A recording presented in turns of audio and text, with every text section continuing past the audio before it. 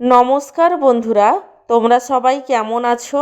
আশা করি সবাই ভালো আছো। আমার চ্যানেলে তোমাদের সবাইকে স্বাগত জানাই। আজ শিবরাত্রি। সবাইকে জানাই শিবরাত্রির অনেক শুভেচ্ছা।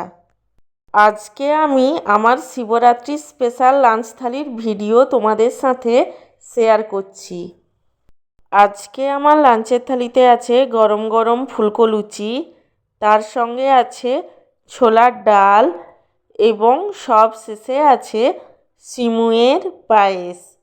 আজকে আমার সিম্পল লাঞ্চ থালির ভিডিওটি তোমাদের কেমন লাগলো সেটা কমেন্ট করে জানিও।